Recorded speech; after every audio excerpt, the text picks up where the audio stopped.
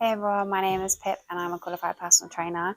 Today I'm going to be showing you how to perform the dumbbell shoulder press effectively and safely, including common mistakes that a lot of people make to try and avoid to get the most out of the exercise and avoid injury. So if you find this video useful and you'd like to see more, make sure to hit subscribe, and I'll be posting a lot more content weekly, so you won't want to miss it.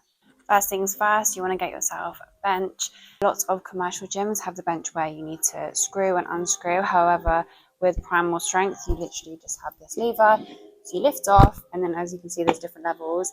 I tend to put it on the second one, so you're not entirely upright and vertical. There is a slight angle, but it's completely up to you. So don't worry, once it's in there, you're fully locked. You're not just going to fall back. I hear a lot of people worry about that, but don't worry, you're not going anywhere. As I said, every single bench is different. So this lower part of the bench does also lift, however, want it nice and flat. So on the lower level on the Primal Strength benches. So nice and flat, bottom bench, nice angle, top bench. If you're new to the exercise or just lifting in general, obviously only pick a dumbbell which you can comfortably lift. If you're struggling just to lift it off the floor like this, it is likely way too heavy. So be humble, start light, and gradually over time work your way up to heavier dumbbells. I'm obviously showing you the nice light dumbbells so I can explain and breathe as I talk. So literally starting from scratch, I want you to think about having your lower back firmly placed against the bottom of the bench, as well as your upper back and your shoulders. So you should be able to feel the bench with your shoulders and your lower back having a nice little arch in between. So don't worry about having your whole back flat.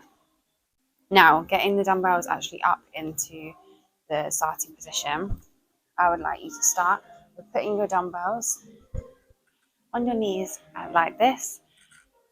The heavier you go, the more you will need this trick, so do pay attention to this. So I would like you to get into the habit of flicking your knee up, obviously, to lift the dumbbell onto your shoulder. So you can do one at a time. One, bring it to your shoulder. That is then going to hold the weight briefly. Other side to join. Then you're going to get back into that position, so your lower back and your upper back is nicely pressed up against the bench. From here, I would like you to do your first press up. Now, what's really, really important is that you don't get into the habit of flaring your elbows back. You want to keep them in front of you, 30 to 45 degrees, and you want to be nice and straight, 90 degrees when you come down. It's important to breathe in through your nose as you come down, breathe out as you come up. Breathe in. Another way to think about it is you want to keep your biceps by your ears when you come up. So down, back up. When you have finished your set, you can bring down to your shoulders. Basically just do the reverse. So shoulders to knees and then down to the floor. As I said, a very common mistake is people having their elbows flared back like this. It puts way too much strain on the shoulder and basically just doesn't actually activate much of your shoulders. So it's completely pointless, and all you're going to do is get injured. So, like I say, bring your elbows slightly in front of you, 90 degrees here, 90 degrees here, pushing up and going back down. You're not dropping down here because then there's no resistance then. You're maintaining resistance by going back to this angle. Another key point to make is having your feet flat on the ground, and the reason for this is so that you can push through the heels of your feet for momentum if you're starting to struggle.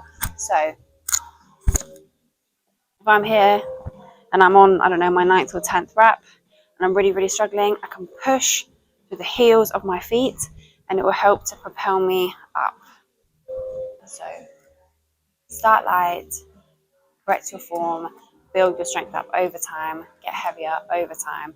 And the heavier you go, the more you are likely going to need this little flick trick. So practice that. You don't look silly. Everyone does it. Yeah. Breathing is also super important. So breathing in on the way down through your nose, breathing out through your mouth on the way up, providing your muscles oxygen. So obviously you need it to train. I really hope that you found this video useful. And if you do have any questions or you would like me to cover any other exercise, let me know. You can either DM me over on Instagram or just drop me a comment here on YouTube and I will get back to you.